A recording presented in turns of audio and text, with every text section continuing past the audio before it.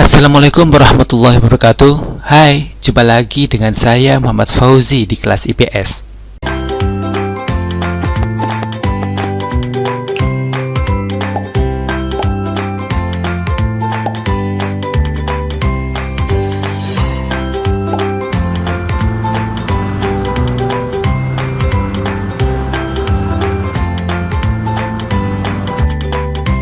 Video kali ini akan membahas faktor penyebab perubahan sosial budaya.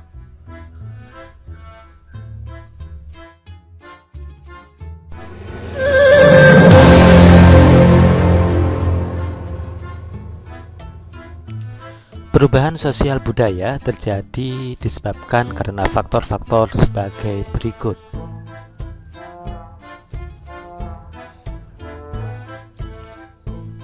Yang pertama adalah faktor internal, yakni faktor yang berasal dari dalam masyarakat. Dan yang kedua adalah faktor eksternal, yakni faktor yang berasal dari luar masyarakat.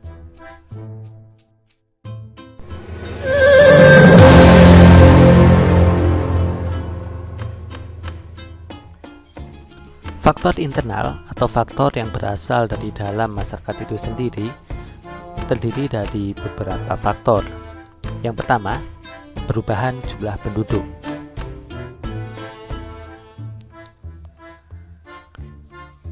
Yang kedua, adanya penemuan-penemuan baru di masyarakat. Yang ketiga, adanya pertentangan atau konflik dalam masyarakat. Dan yang keempat, adanya pemberontakan atau revolusi.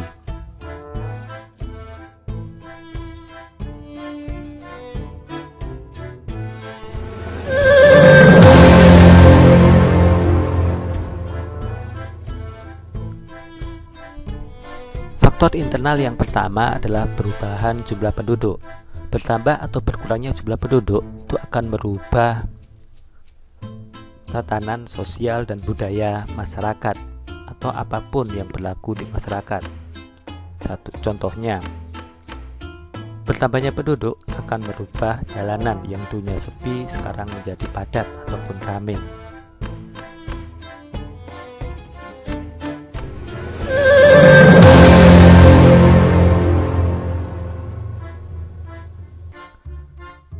Faktor internal yang kedua, adanya penemuan-penemuan baru, yakni adanya hal-hal baru yang ditemukan dan diciptakan dalam bidang apapun di masyarakat. Hal ini tentu saja akan merubah beragam kehidupan masyarakat. Contohnya, penemuan drone. Yang drone digunakan untuk mata-mata, untuk kameramen, untuk perekaman, bahkan di beberapa negara maju, drone juga digunakan untuk mengirim barang-barang kecil dari satu tempat ke tempat yang lain. Contoh yang kedua, diciptakannya kereta api super cepat atau ekspres di Jepang. Jarak suatu tempat yang dulunya jauh dan ditempuh dalam waktu yang lama, dengan kereta api ini cukup ditempuh dengan beberapa detik, bahkan menit saja.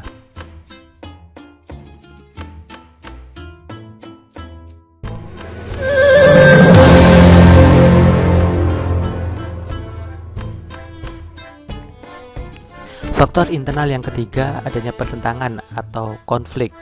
Pertentangan ini bisa terjadi pertentangan individu, yakni pertentangan batin di dalam individu itu sendiri. Contohnya, peperangan ataupun senjata dulu lazimnya hanya digunakan dan dilakukan oleh laki-laki saja, sementara perempuan yang memegang senjata itu dianggap nggak lazim atau nggak wajar. Namun lama-kelamaan hal tersebut akan dianggap sebagai sebuah kewajaran oleh masyarakat kita, bahkan dianggap sebagai sesuatu yang biasa. Yang kedua, kuli panggul atau kuli angkat, sebuah pekerjaan berat yang dulunya mungkin hanya dilakukan oleh kaum laki-laki saja.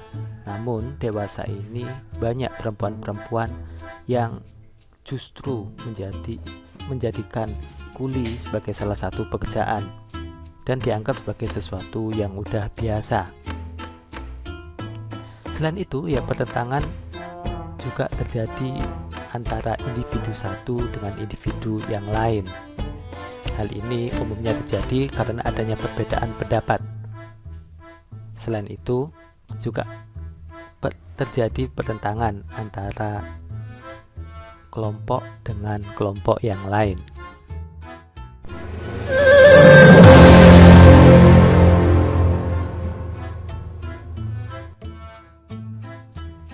Dan faktor internal yang keempat, adanya pemberontakan atau revolusi.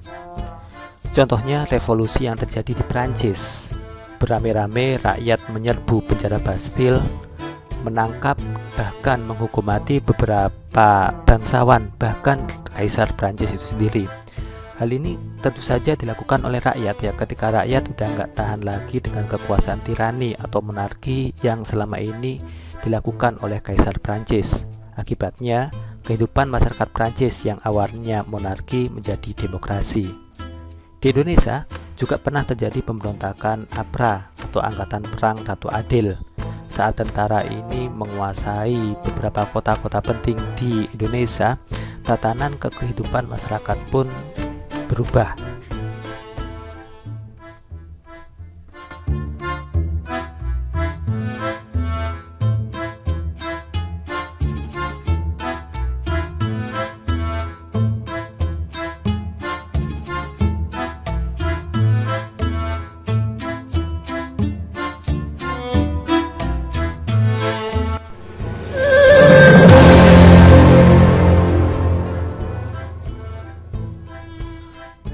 Faktor eksternal adalah faktor yang berasal dari luar masyarakat.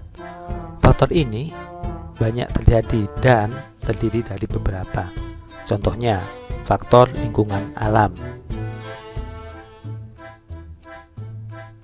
Yang kedua, peperangan.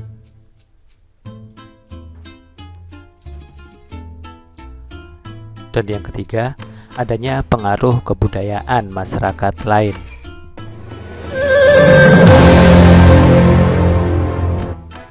Faktor eksternal yang pertama adalah lingkungan alam.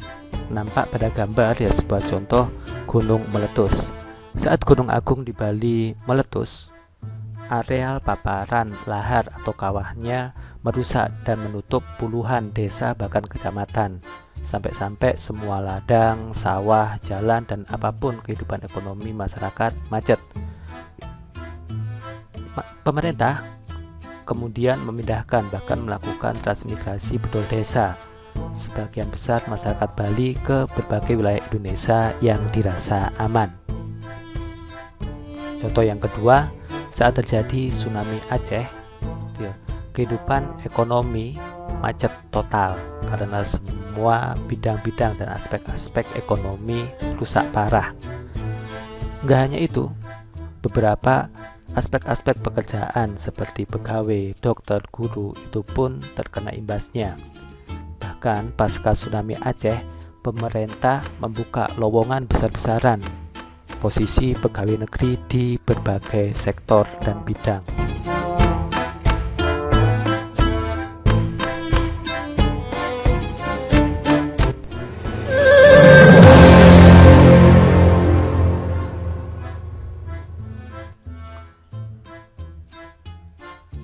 Faktor eksternal yang kedua, peperangan. Nampak pada gambar saat peperangan melawan penjajahan yang terjadi di Indonesia, nampak pada gambar beberapa petani dan pemuda yang dulunya mereka memegang cangkul dan peralatan-peralatan pertanian yang lain. Mereka kemudian berubah menjadi sosok tentara dan pejuang yang kemana-mana membawa senjata.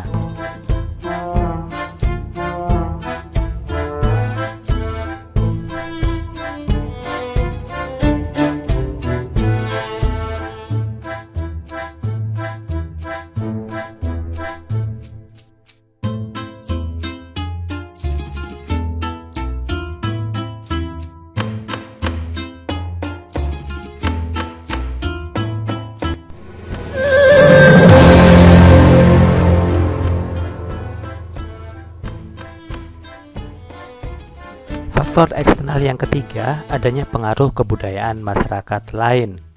Nampak pada gambar gaya anak-anak punk di berbagai wilayah Indonesia sama sekali tidak mencerminkan budaya Nusantara atau budaya Indonesia. Hal ini menunjukkan adanya pengaruh budaya lain yang masuk dan mempengaruhi pola budaya Indonesia.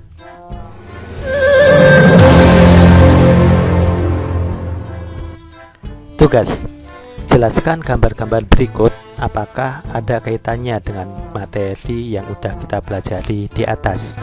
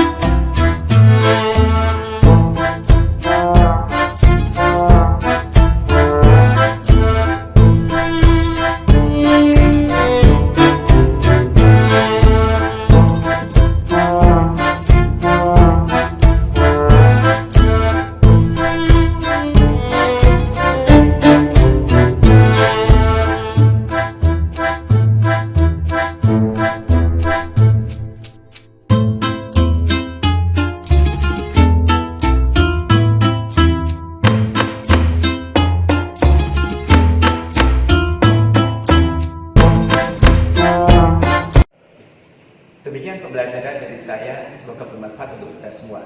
Wassalamualaikum warahmatullahi wabarakatuh.